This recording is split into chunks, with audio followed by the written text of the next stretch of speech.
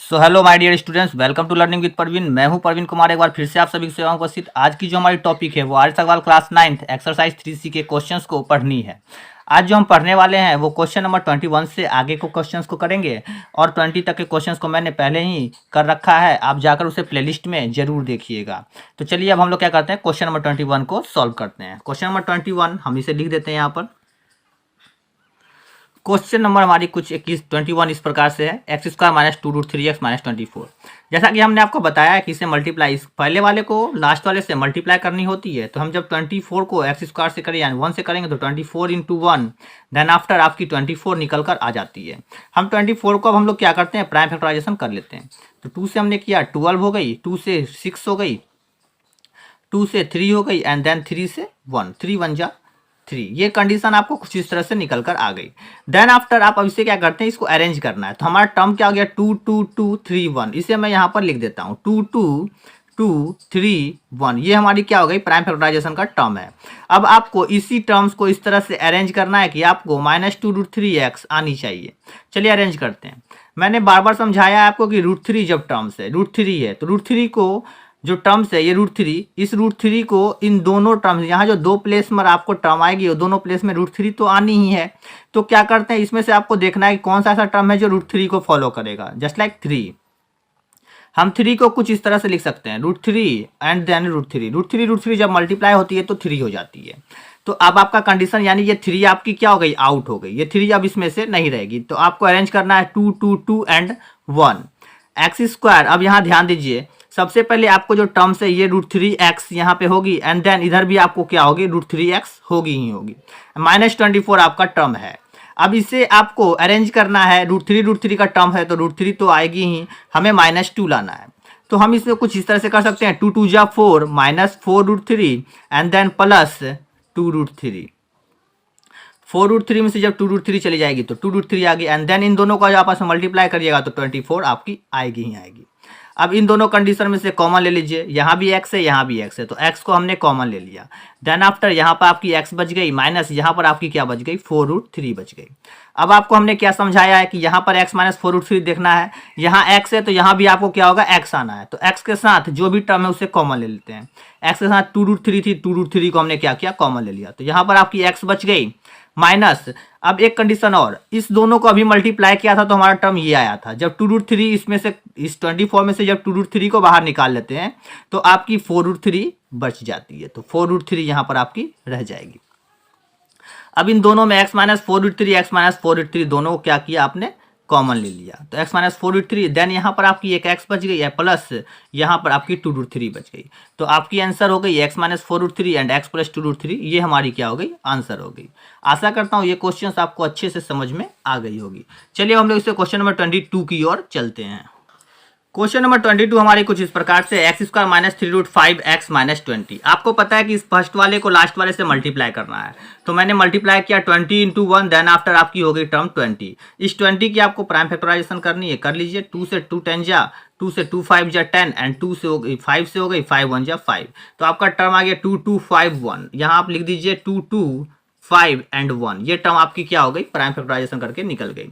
अब इसे इस तरह से अरेंज करना है कि 3√5 आपको लानी है।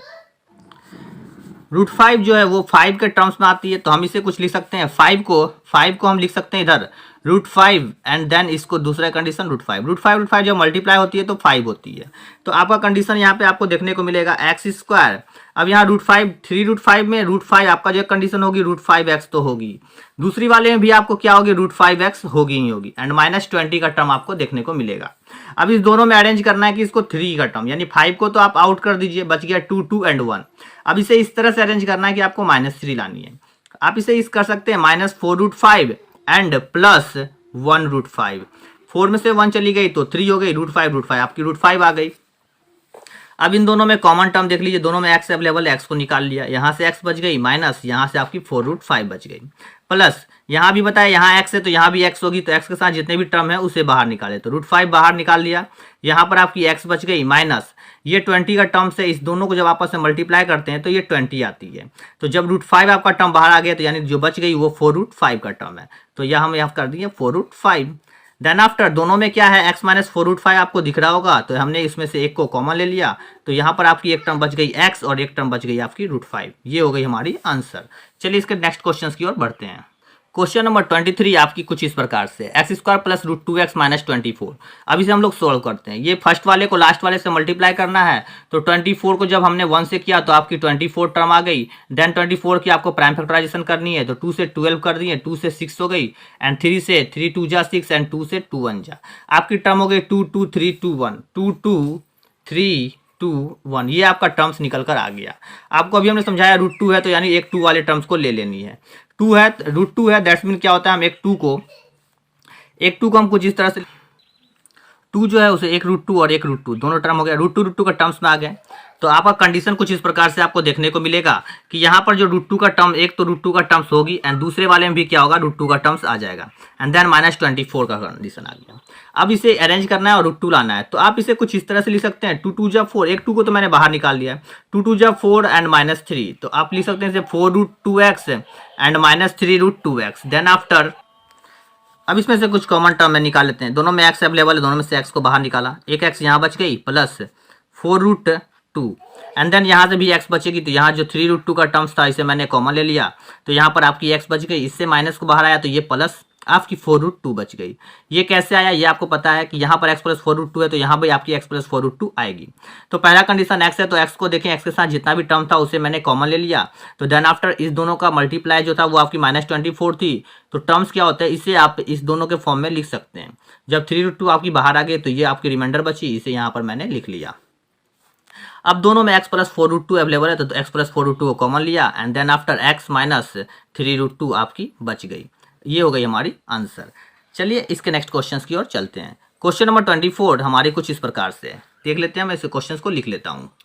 X square minus 2√2x minus 30। फिर आपको पता है कि फर्स्ट वाले को लास्ट से मल्टीप्लाई करना होता है, तो 30 into 1 minus 30 into 1, then after आपकी माइनस 30, तो आपको 30 की प्राइम फैक्टराइजेशन निकालनी है। 2 से 15, 3 से हो गई 5 बार में, एंड 5 से हो गई 1, यानी 2 3 5 आपको क्या हो गया, इसकी फैक्टर निकल के आ गई 2 3 5 एंड 1। ये आपकी क्या है, फैक्टर है। अब इस √2 को 2√2 है, यानी √2 वाले टर्म्स को यहाँ तो 2 को देखना है, ठीक है। तो 2 वाले टर्म्स को हम लोग निकाल लेते हैं। एक्स स्क्वायर माइनस √2 आपको दोनों में अवेलेबल होगा, तो √2 को लिख देते हैं, एंड देन यहाँ भी आपको √2 का टर्म अवेलेबल होगा, एंड माइनस 30। ये जैसा टर्म है इसे मैं इसलिए लिखता हूँ ताकि आपको अरेंज करने में दिक्कत नहीं होगी, ठीक है। ये √2 का टर्म्स है, इस √2 वाले टर्म्स को देख लीजिए। अब आपको ये 2 को हटा देना है, बाकी बच गए 3 और 5 और 1। इसे इस तरह से अरेंज करना है कि आपको 2 आनी चाहिए, -2। तो इसे आप कुछ इस तरह से लिख सकते हैं, -5√2x plus 3√2, -5 plus 3 -2, and then √2 2 हो गई। टर्म्स आपको निकल कर आ गई। इन दोनों में से कॉमन टर्म x को ले लिए, तो एक x बच गई, माइनस यहाँ से आपका टर्म 5√2 बच गई। यहाँ पर देखना है आपको x है, यहाँ भी आपकी x है। इस x के साथ जितना भी टर्म है उसे हमने क्या किया, कॉमन ले लिया। तो 3√2 थी, निकाल ली, यहाँ पर आपकी x बची माइनस। अब आपको देखना है कि ये 3√2 और ये 5√2, इसके साथ जो कंडीशन, ये दोनों आपस में मल्टीप्लाई होती है तो -30 होती है। तो 3√2 जब इसकी बाहर आ गई है तो आपकी बच गई यहाँ पर 5√2। तो 5√2 को हमने क्या किया, यहाँ लिख दिया। दोनों में x माइनस 5√2 आपको दिख रहा होगा, तो x माइनस 5√2 मैंने लिख दिया। देन आफ्टर यहाँ से आपकी x बची, प्लस यहाँ से आपकी 3√2 बच गई, और ये हो गई हमारी आंसर। चलिए इसके नेक्स्ट क्वेश्चन की ओर हम लोग बढ़ते हैं। फर्स्ट वाले को लास्ट वाले से मल्टीप्लाई करते हैं, तो x square minus x minus 56, तो आपकी टर्म हो गई -156 इंटू 1, देन आफ्टर -156, एंड 156 की आपको प्राइम फैक्टराइजेशन निकालनी है।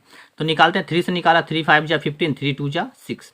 इसके बाद मैंने क्या किया, इसे 2 से किया 26 बार में, एंड देन 2 से किया 13, एंड देन 13 से किया 1 बार में। तो आपकी फैक्टराइजेशन निकलकर कुछ इस तरह से आ गई, 3 2 2 2 13 एंड 1, 3 2 2 2 13, ओ सॉरी 3 2 2 13 एंड 1, ये आपका टर्म आ गया। इसे यहाँ पर मैंने लिख लिया। अब हम लोग इसे क्या करते हैं, अरेंज करते हैं। क्लियर सी बात है, यहाँ पर आपको बीच में रूट वाला टर्म नहीं है, अब आपको डायरेक्टली करना है। एक्स स्क्वायर, अब इसे इस तरह से अरेंज करना है कि आपको -1 आना चाहिए। तो कुछ आपको ध्यान देना है किस तरह से इसे अरेंज करें ताकि ये 1 आ जाए। तो 13 का टर्म, तो 13 1 जा 13 हो गई, 3 2 जा 6 2 जा 12। अगर 13 में से 12 जाएगी तो आपकी 1 आ जाएगी। -13x एंड प्लस 12x इसे लिख सकते हैं, -156। अब इन दोनों में जो टर्म्स कॉमन है, दोनों में x अवेलेबल है, x को निकाला तो x -13 बच गई। इन दोनों में टर्म्स जो है आपको देखना है कि यहाँ x के साथ जो ऐड है, x के साथ यहाँ ये x अकेले है तो यहाँ भी x को अकेले रहना होगा। तो इसके साथ जो भी टर्म है उसे बाहर निकाला, तो 12 को मैंने बाहर निकाला तो यहाँ से x बची माइनस ये 12 और 13 का मल्टीपल आपको 156 होती है, तो 13 रख दिया यहाँ पे। अब x माइनस 13 दोनों में अवेलेबल था, इसे निकाला, यहाँ से आपकी x बची और यहाँ से आपकी 12 बच गई। ये हो गई हमारी आंसर। आशा करता हूँ ये सभी क्वेश्चंस आपको समझ में आ गई होगी। तो आज के लिए इतना ही रहने देते हैं, मिलते हैं कल एक नई वीडियो में एक नई एनर्जी के साथ। Okay bye.